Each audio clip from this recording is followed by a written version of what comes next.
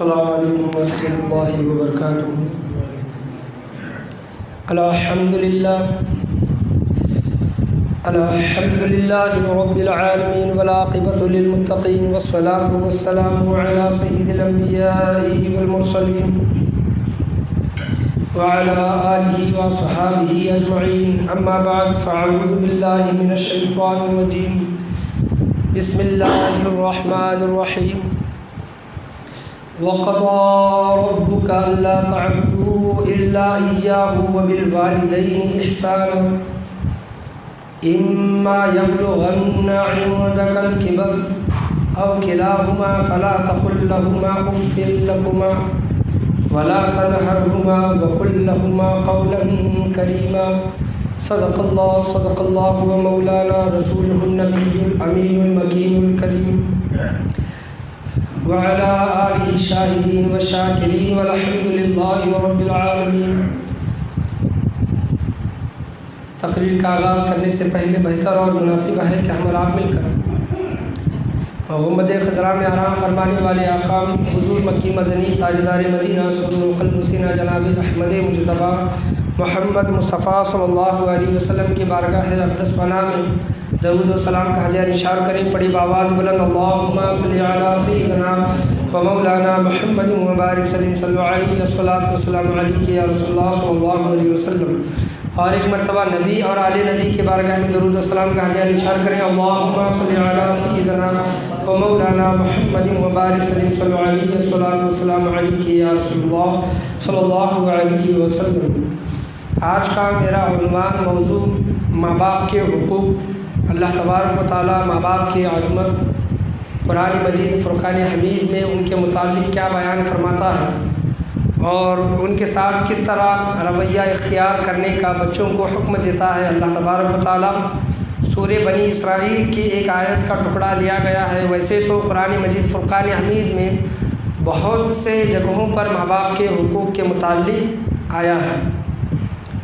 बनी इसराइल 15वां पारा कि एक आयत मैंने पढ़ी। अल्लाह तबारक व तआला कुरान मजीद फ़ुरक़ान हमीद में इरशाद फरमा रहा है,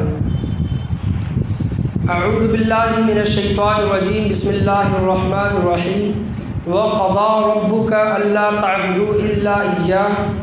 ऐ महबूब आप फरमा दें, अल्लाह तबारक व तआला का हुक्म है कि अल्लाह तबारक व तआला के अलावा किसी की इबादत ना करें। अल्ला तअबुदू इल्ला इय्याह, इबादत का लायक सिर्फ़ अल्लाह तबारक व तआला है, परस्तिश की लायक सिर्फ़ अल्लाह तबारक व तआला की ज़ात है। और अपना हक़ बयान करने के बाद अल्लाह तबारक व तआला का यह हक़ है कि हम उसकी इबादत करें।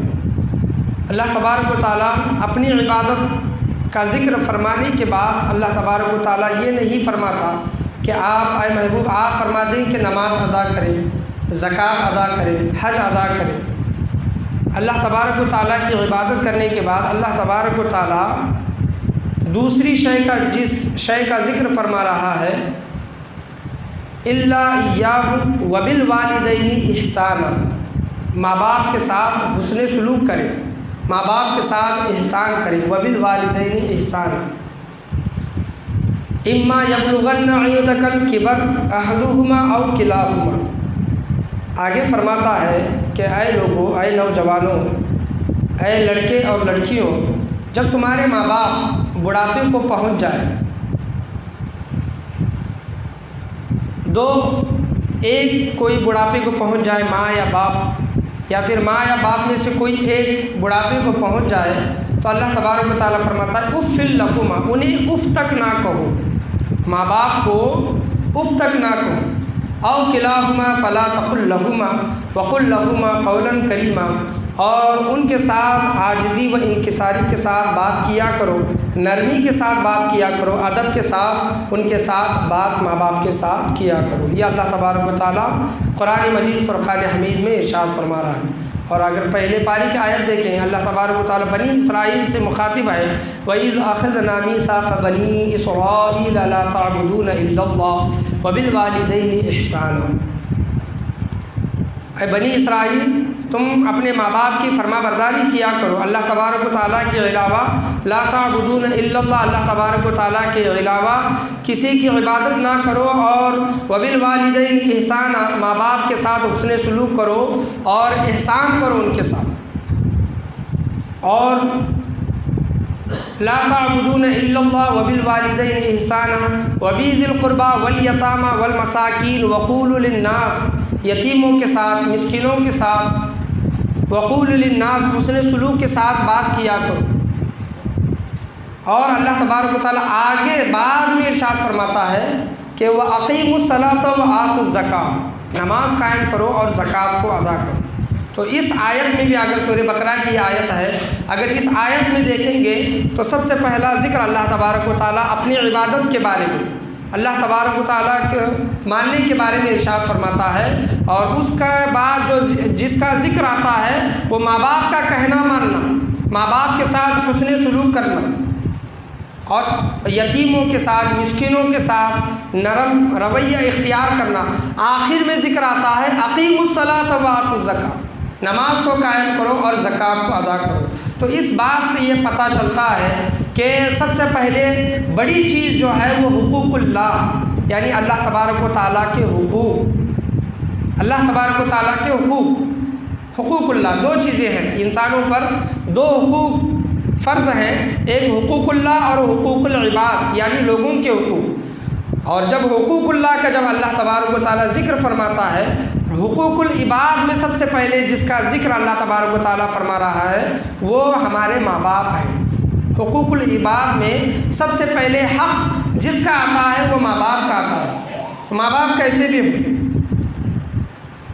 एक सहाबी हुज़ूर सल्लल्लाहु अलैहि वसल्लम की बारगाह में आई और कहने लगी कि या रसूलल्लाह सल्लल्लाहु अलैहि वसल्लम, मेरी माँ मुशरिका है, शिरक करती है, मुशरिक मुसलमान नहीं। तो वो बहुत दिनों के बाद मेरे घर तशरीफ़ ला रही हैं, तो मैं उनके साथ कैसा मामला करूं? वो मुशरिक है, मुसलमान नहीं है। तो हुज़ूर सल्लल्लाहु अलैहि वसल्लम फरमाते हैं कि ऐ सहाबिया, तेरे माँ बाप चाहे जैसे हो तुम उनके साथ अच्छा सलूक करना।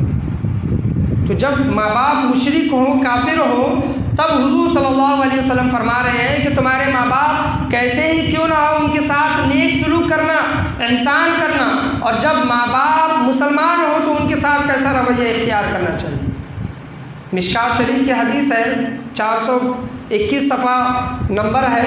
आप सल्लल्लाहु अलैहि वसल्लम की बारगाह में एक सहाबी रसूल सल्लल्लाहु अलैहि वसल्लम आए और कहने लगे कि या रसूलल्लाह सल्लल्लाहु अलैहि वसल्लम, माँ बाप में से, वालिदैन पर हमारा हुकूक क्या है और हम उनके साथ कैसा मामला करें? हुकूक क्या है माँ बाप, हमारे ऊपर माँ बाप के हुकूक क्या हैं?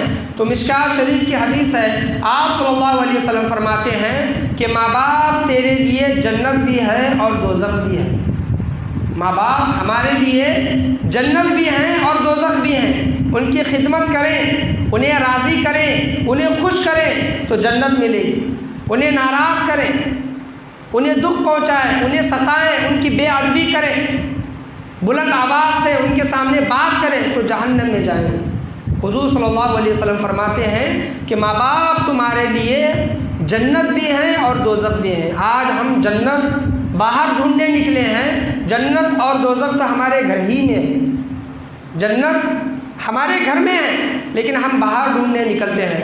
हुज़ूर सल्लल्लाहु अलैहि वसल्लम की बारगाह में मिशकात शरीफ ही की हदीस है, एक साहबे रसूल सल्लल्लाहु अलैहि वसल्लम जंग की इजाज़त लेने के लिए हुज़ूर सल्लल्लाहु अलैहि वसल्लम की बारगाह में आते हैं। और हुज़ूर सल्लल्लाहु अलैहि वसल्लम तो ज़ाहिरी हाल के साथ साथ दिलों का हाल भी जानने वाले, दिलों का हाल आप सल्लल्लाहु अलैहि वसल्लम इसके दिल के अंदर क्या है, दिलों का हाल भी जानते हैं। तो वो शख्स आया और कहने लगा, या रसूलल्लाह मुझे जिहाद की इजाज़त दे।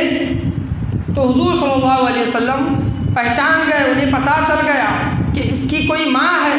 आप सल्लल्लाहु अलैहि वसल्लम उस सहाबी से पूछते हैं कि तुम्हारी कोई बूढ़ी माँ है, तुम्हारी कोई बूढ़ी माँ है?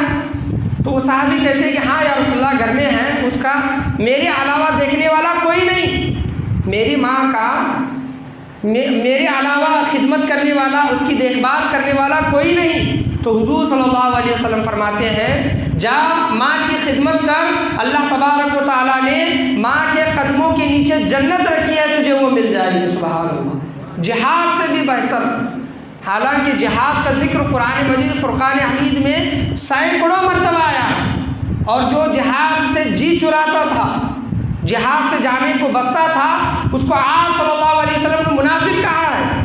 जिहाद मुसलमानों पर उस वक्त मतलब एक तरह की लाजिम और फ़र्ज थी, लेकिन फिर भी आप सल्लल्लाहु ताला अलैहि वसल्लम ने उस सहाबी रसूल को माँ की खिदमत पर, जिहाद लड़ने पर माँ की खिदमत पर अज़मत दी, फजीलत दी, और कहा कि जा माँ की खिदमत कर, माँ के कदमों के नीचे अल्लाह तबारक व तआला ने जन्नत रखी है, उसकी खिदमत कर तो अल्लाह तबारक व तआला तुझे जन्नत अता फरमाएगा और जिहाद से भी ज़्यादा तुझे सवाब अता फरमाएगा। पढ़िए एक मरतबा दुरूद शरीफ, अल्लाहुम्मा सल्ली अला सय्यिदना व मौलाना मुहम्मद व बारिक सल्लल्लाहु अलैहि अस्सलातु वस्सलामु अलैका या रसूलुल्लाह सल्लल्लाहु तआला अलैहि वसल्लम। तो अल्लाह तबारक व तआला यही इरशाद फरमाता है, सुने बनी इसराइल में सूरह इम्मा यबलुगन्ना इंदकल किबर अहदुहुमा औ किलाहुमा, जब तुम्हारे माँ बाप बुढ़ापे को पहुँचे, एक हो या फिर दो हो, माँ जिंदा है या फिर बाप जिंदा है, या फिर माँ और बाप दोनों जिंदा हैं, तो दोनों की खिदमत कर, उनके सामने बुलंद आवाज़ से, तेज़ आवाज़ से बात न कर। अगर वो नाराज़ हो गए तो अल्लाह तबारक व तआला नाराज़ होगा।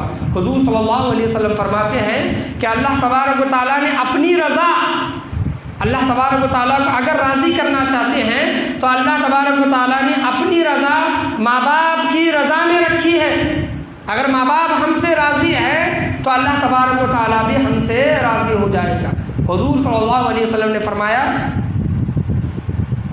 जन्नत अल्लाह तबारक व तआला ने माँ के कदमों के तले रख दी, और रज़ा अल्लाह ने अपनी रज़ा बाप की रज़ा में रखी, अपनी रज़ा बाप के रज़ा में रखी। अगर हम माँ को राज़ी कर लें और बाप से नाराज़ हैं और बाप हमसे नाराज़ हैं, तो क्या हमें जन्नत मिल सकती है?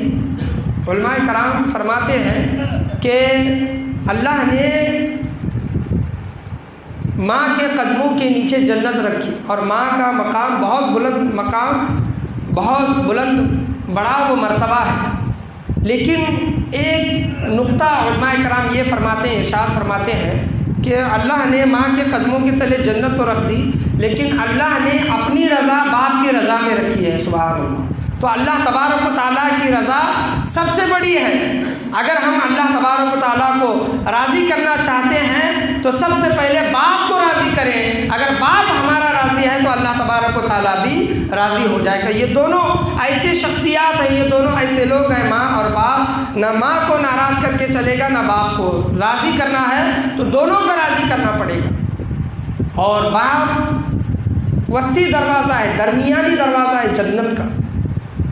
बाप अल्लाह तबारक व तआला के रसूल सल्लल्लाहु अलैहि वसल्लम फरमाते हैं कि बाप जन्नत का दरवाज़ा है। यह हदीस करीमा, सिर्फ आज हदीस करीमा की रोशनी में मैं आपको माँ बाप की अज़मत बयान करना चाह रहा हूँ। इंशाअल्लाह अज़्ज़वजल अगले जुमा में वाक़िआत की रोशनी में बयान करूँगा। आज सिर्फ जो मैं बयान कर रहा हूँ सिर्फ अहादीस करीमा। हुज़ूर सल्लल्लाहु अलैहि वसल्लम फरमाते हैं कि बाप जन्नत का दरमियानी दरवाज़ा है, बीच का दरवाज़ा। जो बड़ा दरवाज़ा होता है, कोई गेट अगर होता है तो हम उस गेट से अंदर जाने की कोशिश करते हैं, दरमियानी बीच के गेट से, दरवाजे से किसी घर में जाने की कोशिश करते हैं। तो अगर हमारा बाप हमसे राज़ी नहीं है तो अल्लाह के रसूल सल्लल्लाहु अलैहि वसल्लम ने फरमाया, बाप तो जन्नत का दरवाज़ा है, अगर बाप तुम्हारा राज़ी नहीं तो तुम जन्नत में कैसे जाओगे? दरवाज़ा वो खुलेगा ही नहीं तुम्हारे लिए, वो दरवाज़ा खोला ही नहीं जाएगा जब तक तुम्हारा बाप तुमसे राज़ी नहीं है। अगर माँ बाप इंतकाल फरमा गए हैं तो उलमाए कराम फरमाते हैं, माँ बाप तुम्हारे इंतकाल फरमा गए हैं तो उनकी कब्रों पर जाओ। हुज़ूर सल्लल्लाहु अलैहि वसल्लम फरमाते हैं कि हर जुमा जो कोई अपने माँ बाप के कब्रों की ज़ियारत करता है, तुम्हारे माँ बाप इस दुनिया से चले गए हैं, और उनके लिए बख्शिश और मग़फ़िरत की दुआ करता है, अपने बाप की कब्र पर जाकर, अपने माँ की कब्र पर जाकर उनके लिए बख्शिश व मग़फ़िरत की दुआ करता है, तो बरोज़ महशर, बरोज़ क़यामत अल्लाह तबारक व तआला जब उनको कब्रों से और जब वो कब्रों से उठेंगे तो वो अपनी औलाद से राज़ी होकर उठेंगे। सुभान। क्यों? क्योंकि बेटे ने और बेटी ने जाकर अपने माँ बाप के लिए बख्शिश व मग़फ़िरत की, अल्लाह तबारक व तआला की बारगाह में दुआ की है, तो वो लोग हमसे राज़ी हो जाएंगे। तो अगर किसी के माँ बाप इंतकाल फरमा गए हैं तो उन्हें चाहिए कि उनकी कब्रों पर जाएं, माफ़ी मांगे और उनके लिए अल्लाह तबारक व तआला की बारगाह में बख्शिश व मग़फ़िरत की ज़रूर दुआ किया करें। और एक दुआ कुरान मजीद फ़ुरक़ान हमीद ये भी सिखाता है, वक़ुल रब्बिरहम्हुमा कमा रब्बयानी सग़ीरा। ऐ अल्लाह तबारक व तआला हमारे माँ बाप के ऊपर रहम फरमा, जिस तरह उन्होंने मेरे बचपने में मुझ पर रहम फरमाया और मुझको पाला। ये दुआ हमारी दुआओं में हमेशा मांगा करें। वक़ुल रब्बिरहम्हुमा कमा रब्बयानी सग़ीरा। है अल्लाह तबारक व तआला हमारे माँ बाप को इस तरह पाल जिस तरह उन्होंने मुझे बचपन में पाला। और जो कोई माँ बाप की नाफरमानी करता है वो कितना ही बड़ा इंसान क्यों ना हो, सिर्फ एक हदीस मैं आपके सामने बयान करना चाहूँगा, वो कितना ही बड़ा इंसान क्यों ना हो, जब तक उसके माँ बाप उससे राज़ी नहीं है, अल्लाह तबारक व तआला भी उससे राज़ी नहीं होगा। हज़रत अलक़मा रज़ियल्लाहु ताला गालिबन यही वो सहाबी हैं जिनकी रूह कब्ज़ नहीं हो रही थी। ये आप वाक़या जानते हैं, सहाबी रसूल है, सहाबी है। सहाबी का मकाम व मर्तबा अगर दुनिया के तमाम गौस, कुतुब, कलंदर, ख्वाजा अगर मिल जाएं तो एक अदना सहाबी के दर्जे को नहीं पहुंच सकते। सहाबी का इतना बड़ा मकाम व मर्तबा। हज़रत अलक़मा रज़ियल्लाहु ताला अन्हु आखिरी लम्हात हैं, मौत के करीब हैं, लेकिन रूह कब्ज़ नहीं हो रही। हुज़ूर सल्लल्लाहु अलैहि वसल्लम ने जब सहाबा से पूछा अलक़मा की रूह कब्ज़ क्यों नहीं हो रही, तो किसी ने बाद में कहा कि इनकी माँ इनसे नाराज़ है, इनकी माँ इनसे नाराज़ है। तो हुज़ूर सल्लल्लाहु अलैहि वसल्लम ने उनकी बूढ़ी माँ को बुलाया और कहा कि ऐ अलक़मा की माँ, अलक़मा की रूह कब्ज़ नहीं हो रही। इसकी एक वजह यह है कि तू इससे नाराज़ है, अल्लाह तबारक व तआला इसे अज़ाब में गिरफ़्तार किए हुए है, तो लिहाजा तू इसको माफ़ कर दे, अलक़मा को, अपने बेटे को माफ़ कर दे। तो माँ ने कहा कि मैं इससे माफ़ नहीं करूँगी, इसने मेरा बहुत दिल दुखाया है, मैं इसे माफ़ नहीं करूँगी। तो हुज़ूर सल्लल्लाहु अलैहि वसल्लम कहते हैं कि तो सहाबा लकड़ियाँ लेकर आओ, अलक़मा को जला देते हैं। लकड़ियाँ लेकर आओ, अलक़मा को जला देते हैं। तो माँ का दिल तड़प उठा और कहने लगी कि मेरे बेटे को क्यों जलाते हैं। तो हुज़ूर सल्लल्लाहु अलैहि वसल्लम ने फरमाया कि इसे जो सज़ा आखिरत में मिलनी है इसे दुनिया ही में दे देते हैं। जो जहन्नम के अज़ाब में जो जलना है यही दुनिया के अज़ाब में, दुनिया की आग में जलता है। तो माँ कहती है कि मैंने अपने बेटे को माफ़ कर दिया। और जब ये ज़बान से ये कलिमात निकलने थे, हज़रत अलक़मा रज़ियल्लाहु ताला अन्हु की रूह कब्ज़ हो गई। तो बताने का हासिल कलाम ये है कि कितना ही बड़ा मुत्तकी, परहेज़गार, नमाजी, हाजी इंसान क्यों ना हो, सखी इंसान क्यों ना हो, मालदार इंसान क्यों ना हो, अगर माँ बाप उससे नाराज़ है तो कभी भी अल्लाह तबारक व तआला उस इंसान से, उस बेटे और बेटी से कभी भी राज़ी नहीं हो सकता। और 3 लोगों की दुआ, आज हम दुआ कराने के लिए बाहर घूमते हैं और दुआ करानी भी चाहिए, मैं इसका इनकार नहीं करता। लोग कहते हैं कि दुआ कीजिए, बहुत अच्छी बात है, हम भी कहते हैं, लोग हमें भी कहते हैं अच्छी बात है, लेकिन दुआ का असल मरकज़, असल जगह हमारा अपना घर है। हम अपने घर को भूल बैठे हैं।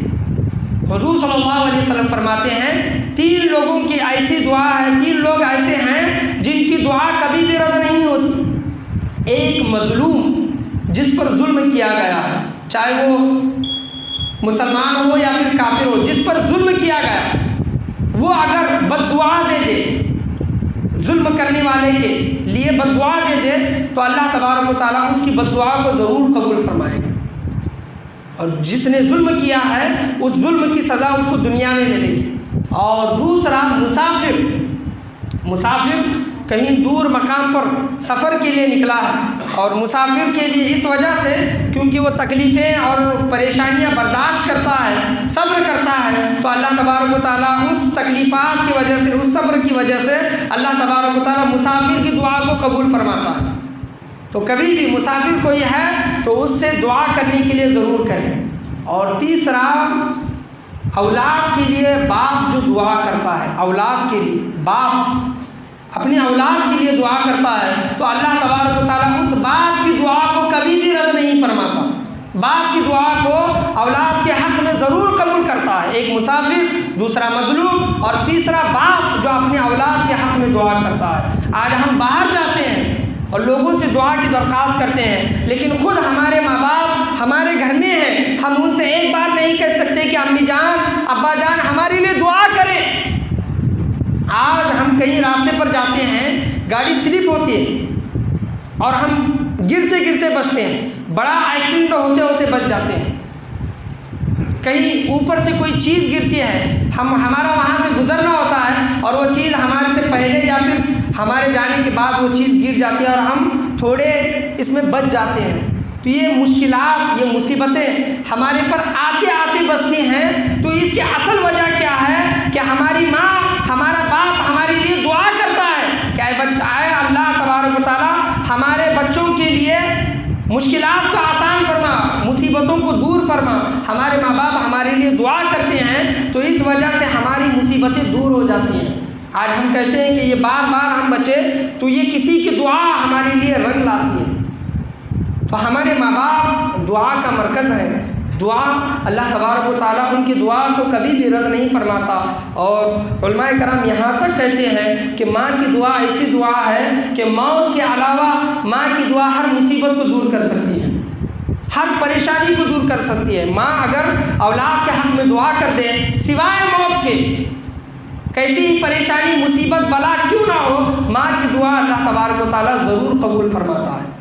तो माँ के सामने जाकर इल्तिजा करे, गुजारिश करे कि अम्मी जान मेरे लिए दुआ करें। आज हमारा एग्ज़ाम होता है, कोई इंटरव्यू होता है तो हाफिज़ साहब से, मौलाना साहब से, मुफ्ती साहब से, पीर साहब से हम दुआ कराते हैं, अच्छी बात है। लेकिन जो माँ, बूढ़ी माँ हमारे घर में है, जो तड़प अपने बच्चे के लिए माँ रखती है, वो तड़प कोई हाफिज़ साहब, आलिम साहब, मुफ्ती साहब, मौलाना नहीं रखता, क्योंकि माँ ने अपने पेट से अपने बच्चे को जना है। तो माँ जो तड़प रखती है और जो माँ उस तड़प से अपने बच्चे के लिए, बाप अपने तड़प से उस बच्चे के लिए जो दुआ करेगा, अल्लाह तबारक व तआला उन माँ बाप की दुआ को कभी भी रद्द नहीं फरमाएगा। आज कोई इंसान, मैं आपको खुले तौर पर बताना चाहूँगा, कोई इंसान अपने पीर साहब की, मैं खुले तौर पर, किसी को बुरा लगे तो मैं माफ़ी चाहूँगा, अपने पीर साहब का हाथ चूमता है और अपने पीर साहब की खिदमत करता है और रात भर खड़े होकर अपने पीर साहब की खिदमत करता है।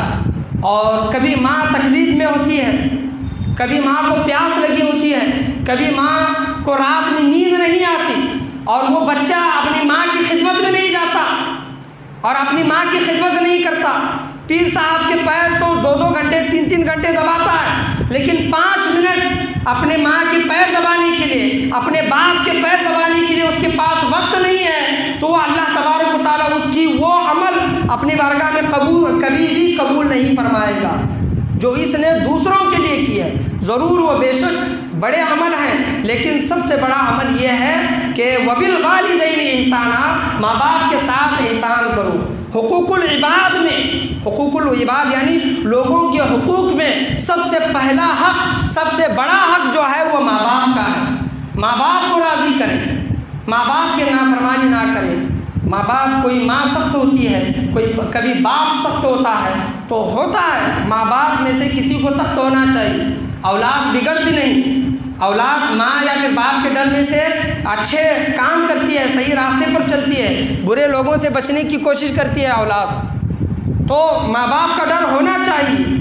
लेकिन अगर कोई इंसान माँ बाप की नाफरमानी करता है तो उसे सोचना चाहिए कि हम माँ बाप को राज़ी करके, नाराज़ करके हम किसको राज़ी करने के लिए निकले हैं। अगर पूरी दुनिया मैं आपको बताना चाहूँ, पूरी दुनिया हमसे राज़ी हो जाए, हमारे पीर और मुर्शिद भी हमसे राज़ी हो जाएं, लेकिन हमारे घर के माँ बाप, हमारे माँ बाप हमसे नाराज़ है, तो पूरी दुनिया का राज़ी होना अल्लाह तबारक व तआला की बारगाह में कोई मायने नहीं रखता। माँ बाप हमसे राज़ी हो। इम्मा यबलुगन्ना इंदकल किबर अहदुहुमा औ किलाहुमा, जब ये दो में से कोई एक बुढ़ापे को पहुँचे तो इनके साथ हुस्न सुलूक के साथ बात करे, नरमी के साथ, अदब के साथ बात करे, उफ फिल लकुमा, उफ तक ना करें, उफ उफ क्या हाय ये क्या किया, हाय ऐसा क्यों करें, उफ तक ना करें। माँ बाप के बारगाह में, माँ बाप की शान में, माँ बाप की खिदमत में उफ तक कहने का, ज़बान तक अल्लाह तबारक व तआला ने औलाद की बंद कर दिया है कि तुम अपने माँ बाप को उफ तक ना कहो, उफ फिल लकुमा, माँ बाप को उफ तक ना कहो। तफसीर रूहुल बयान जिल्द नंबर 4 में एक वाक़या आया है कि एक साहबे रसूल सल्लल्लाहु अलैहि वसल्लम आते हैं, यह आखिरी वाक़या मैं आपके सामने बयान करना चाहूँगा, और कहते हैं कि या रसूलल्लाह सल्लल्लाहु अलैहि वसल्लम, मैं जवान हूँ, मैं जो भी कमाता हूँ मेरा बाप छीन लेता है, मेरी माल और दौलत जो भी जितना भी पैसा कमाता हूँ मेरा माल छीन लेता है। हुजूर सल्लल्लाहु अलैहि वसल्लम ने बाप को बुलाया, वो बाप लकड़ी टेकता हुआ हुजूर सल्लल्लाहु अलैहि वसल्लम की बारगाह में आया और हुजूर ने पूछा कि तुम अपने बेटे का माल क्यों छीनते हो, तुम अपने बेटे का माल क्यों लेते हो। तो उस बाप ने कहा कि मैं जब ताकतवर था, मैं जब जवान था तो ये मेरा बच्चा कमज़ोर था, फ़कीर था, जब मैं कवि था, मैं दौलतमंद था तो मेरा बच्चा फ़कीर था, उसके पास कुछ भी पैसे नहीं थे और वो जो कुछ भी चीज़ मांगता मैं उसको देता। मैं जब ताकतवर था तब ये बच्चा कमज़ोर था और जो कोई भी मांग करता मैं उसको वो दे देता, जो कोई चीज़ मांगता दे देता। और फरमाता या रसूलुल्लाह सल्लल्लाहु अलैहि वसल्लम, आज मैं कमज़ोर हूँ, आज मैं कमज़ोर हूँ, मैं फ़कीर हूँ, ये दौलतमंद है, ये ताकतवर है, मैंने इस पर रहम किया, मैंने इसको पाला, इस वजह से मैं इसका माल छीनता हूँ। हुजूर सल्लल्लाहु अलैहि वसल्लम उस बूढ़े शख्स का ये कहना सुनकर रोने लगे और कहने लगे क्या है बूढ़े शख्स, मेरे साथ साथ ये दरो दीवार और पत्थर भी रो रहे हैं। और उस नौजवान से कहता है क्या है नौजवान, हुजूर सल्लल्लाहु अलैहि वसल्लम कहते हैं क्या है नौजवान, तू भी अपने बाप का है और तेरा माल भी तेरे बाप का है, यानी तेरे बाप का हक तुझ पर भी है और तेरे माल पर भी है, क्योंकि तेरे बाप ने तुझको बचपने में पाला। जब तुझे कोई खाने के लिए चीज़ नहीं देता तो तेरा बाप वो चीज़ ला कर देता, तो आज तुझ पर यह फ़र्ज़ है कि तू अपने बाप को पाले। आज हम अपने दोस्तों में हज़ारों रुपए लुटाते हैं, उनको पार्टियां देते हैं, उनको गिफ्ट देते हैं, गर्लफ्रेंड को भी हम महंगे गिफ्ट तक दे डालते हैं, लेकिन कभी अपनी माँ को, कभी अपने बाप को एक 5 रुपये का फूल ले जाकर दिए, कोई छोटा सा गिफ्ट 20-30 रुपये, 50 रुपये, 100 रुपये का। ये इंशाअल्लाह अज़्ज़वजल आने वाले जुमा में ये तमाम चीज़ें मैं आपके सामने बयान करूँगा। आज हम अपने दोस्तों को महंगे होटलों में ले जाकर खाना खिलाते हैं, महंगे गिफ्ट देते हैं, कभी अपनी माँ को 10 रुपये का फूल या फिर कोई चीज़ जो अपनी माँ अपने लिए पसंद करती है।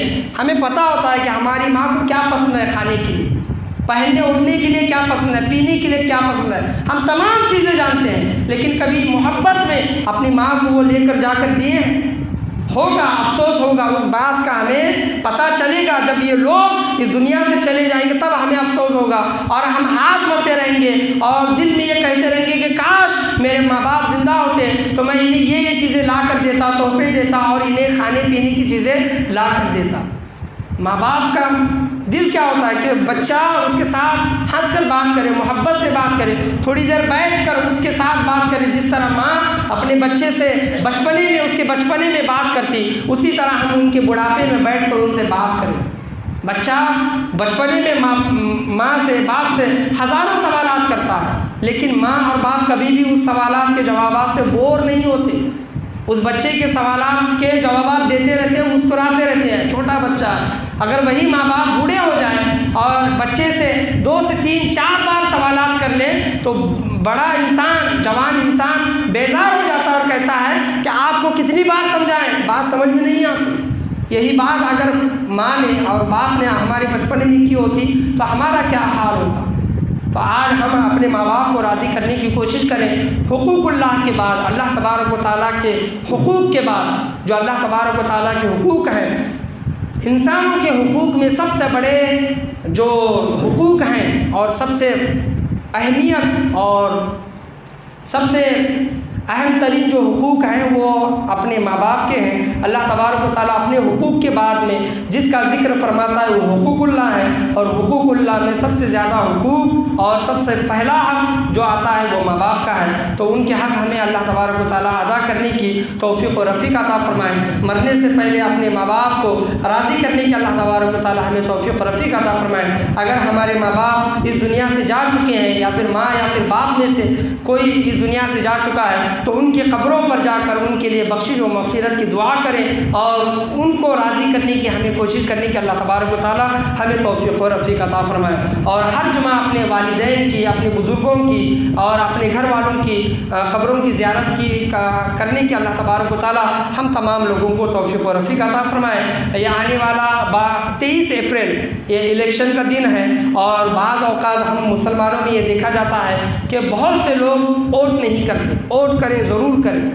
आज हम अगर कोई इंसान ये सोच कर वोट करना छोड़ दे कि मेरे एक से क्या होगा, तो हम एक नहीं हैं, करोड़ों में हैं। और करोड़ों इंसान ये सोचे कि हम मेरा एक वोट करने से क्या होगा, नहीं करने से क्या होगा, तो ये सब की यही सोच बन जाए तो नुकसान हमारा है, नुकसान हमारा है। आज जो हुकूमत जो आई है ये मेजॉरिटी की वजह से आई है और इसी हुकूमत की वजह से आज मुसलमान परेशानी के हाल में। और अल्लाह तबारक व तआला का भी फरमान है, वो झूठा नहीं हो सकता। जब इंसान बेअमल हो जाए, अल्लाह का नाफरमान हो जाए, तो अल्लाह तबारक व तआला ऐसी हुकूमत को लेकर आता है कि वो हुकूमत जालिम होगी, जुल्म करने वाली होगी। तो असल में ये जो हुकूमत हमारे ऊपर जो है ये हमारी बेअमलियों की वजह से है, अल्लाह तबारक व तआला की नाफरमानियों की वजह से है। तो हमें हमेशा अल्लाह तबारक व तआला की बारगाह में दुआ यही करनी चाहिए कि अल्लाह तबारक व तआला नेक हुक्मरान को हमारे ऊपर मुसल्लत फरमाए, नेक हुक्मरान की निगहबानी की अल्लाह तबारक व तआला हमें तौफ़ीक़ व रफ़ीक़ अता फरमाए। और वोट करें, वोट ज़रूर करें और नेक लोगों को वोट करें। आप जानते हैं नेक कौन है, बद कौन है। बुरे लोगों को वोट ना करें। आज वोट की वजह से लोगों को पैसे दिए जाते हैं कि एक वोट करो आपको 500 रुपये, 1000 रुपये दे जाए। वो असल में वो एक वोट के लिए पैसे नहीं दिए जा रहे हैं, बल्कि हमारी कीमत लगाई जा रही है कि तुम्हारी कीमत इतनी है, 500 रुपये, 1000 रुपये, 5000 रुपये, 10,000 रुपये। और ये इंसान क्या है, अशरफुल मखलूक़ात है। हम इंसान हैं और इंसान के बाद मुसलमान हैं, ईमान वाले घर में पैदा हुए हैं। तो हमारी कीमत क्या है ये हम खुद जानते हैं, ये लोग नहीं जानते। तो नेक इंसान को वोट करें। बाज़ औक़ात लोग ये भी बहाने बनाते हैं कि हम वोट के लिए पैसे नहीं लेते, लेकिन वो ज़बरदस्ती हमारे जेब में लाकर डाल देते हैं और वो हम पैसे नहीं लेंगे तो वो दूसरों को दे देंगे। तो वो गुनाह के ज़िम्मेदार आप लोग ना बने। वो अगर पैसे देते हैं तो पैसे ना लें। और कोई ये कहता है कि अगर आप ये पैसे नहीं लेंगे तो ये पैसे दूसरे लोगों को देंगे, तो उसकी परवाह आप ना करें। ये तमाम की तमाम चीज़ें अल्लाह पर छोड़ दें और नेक लोगों को चुने, नेक लोगों को वोट दे। किसी गलत इंसान को वोट देना ऐसा ही है किसी गलत इंसान का साथ देना। वोट देना मतलब उस इंसान का साथ देना। किसी जालिम को हम वोट दे रहे हैं तो उस जालिम का हम साथ दे रहे हैं और बरोज़ महशर उस जालिम के साथ अल्लाह तबारक व तआला जो मामला करेगा, जो हशर करेगा, उसके साथ साथ हमारा भी वही मामला होगा। तो ये 500, 1000 या फिर खाने के चक्कर में गलत लोगों को वोट ना दे। एक ऑप्शन ये भी होता है कि अगर वोटिंग में से हमें कोई भी नेता पसंद नहीं आ रहा तो हम मतलब विदाउट वोट का बटन भी दबा सकते हैं। तो वोट ज़रूर दें, वोट की ताकत बहुत है। और हर कोई ये सोचेगा, हर कोई मुसलमान ये सोचेगा कि मेरे एक वोट ना देने से क्या होगा, तो हम एक नहीं बल्कि करोड़ों की तादाद में है, हर एक की ये सोच बनेगी तो हमारा ही नुकसान है। और ये 5 साल जो हम भुगत रहे हैं ये हमारी ही नाफरमानियों का, बेअमलियों का नतीजा है। और आइंदा से हम हमेशा अल्लाह की बारगाह में दुआ करते रहें कि नेक हुक्मरान को अल्लाह तबारक व तआला हमारे ऊपर मुसल्लत फरमाए, नेक हुक्मरान अल्लाह तबारक व तआला हमें अता फरमाए। ये हमेशा अल्लाह तबारक व तआला की बारगाह में दुआ करते रहें। आप भी वोट दें, अगर आपकी घर की ख़वातीन भी हैं उनको भी वोट देने के लिए ज़रूर कहें। अल्लाह तबारक व तआला से दुआ है कि अल्लाह तबारक व तआला हमें बोलने और सुनने से ज़्यादा अमल पैरा होने की तौफ़ीक़ और रफ़ीक़ अता फरमाए। और एक ऐलान है 14/4/2019 आने वाले इतवार को किला भाग एम्बिशन क्लास जो बच्चों की क्लास है, एम्बिशन क्लास, वहाँ पर औरतों का इज्तिमा लिया जा रहा है। आओ इल्म दिन सीखे और सिखाए ग्रुप की जानिब से ये 5वां प्रोग्राम है शब बारात के मुतालिक। वहाँ पर औरतों का इज्तिमा ये आने वाले इतवार को 2:30 बजे से लेकर 4:30 बजे तक वहाँ पर औरतों का इज्तिमा होगा। और आलिमा साहिबा बयान के लिए तशरीफ़ ला रही हैं। किला बाग में गोलंदाज मस्जिद के पास करीब ये प्रोग्राम होने जा रहा है, 5वां प्रोग्राम है। तो लिहाजा आप तमाम लोगों से गुजारिश है कि अपने घर के औरतों को इस जलसे में ज़रूर भेजें। शब बारात के मुतालिक बयान होगा। अल्लाह तबारक व तआला से दुआ है कि अल्लाह तबारक व तआला हम तमाम लोगों को बोलने और सुनने से ज़्यादा अमल करने की तौफीक अता फरमाए। ला इलाहा इल्लल्लाह मुहम्मदुर रसूलुल्लाह सल्लल्लाहु अलैहि वसल्लम व आखिरु दावाना अनिल हम्दुलिल्लाहि रब्बिल आलमीन। और शब बारात ये आने वाली 20 तारीख को आने वाली 20 अप्रैल को शब बारात आने वाली है। 2 जुमा आ रहे हैं, ये एक जुमा और आने वाला जुमा। और आप हर साल शब बारात बड़ी रात जो जागते हैं लोग उसमें चाय का और फातिहा का मीठे का इंतज़ाम आप ही लोगों की तरफ से किया जाता है। तो ये चंदा जमा किया जाएगा इंशाअल्लाह अज़्ज़ व जल इस जुमा में या फिर आने वाले जुमा में। आप शब बारात का चंदा जो चाय बिस्किट और मीठे का जो इंतज़ाम किया जाता है और जो लोग रात यहाँ पर शब बेदारी करते हैं तो उन लोगों के लिए खिदमत और इंतज़ाम किए जाते हैं। तो तमाम लोगों से गुजारिश है कि आने वाली शब बारात में भी खूब बढ़ चढ़ कर हिस्सा लें। अल्लाह तबारक व तआला हम तमाम लोगों को खिदमत दीन करने की तौफीक अता फरमाए। जिन लोगों ने सुन्नतें नहीं पढ़ी वो लोग आगे आकर सुन्नतें पढ़ लें, और जो लोग सुन्नतें पढ़ चुके हैं खुतबे के लिए 2 ज़ान होकर बैठ जाएं। बहुत से लोग बाहर रुके हैं, तमाम लोगों से मैं यही गुजारिश है आगे आकर सफ़ों को पुर करें, कंधे से कंधा मिलाकर खड़े होकर फिर सुन्नतें अदा करें, आगे आकर बैठें ताकि पीछे आने वाले लोगों को जगह मिल जाए।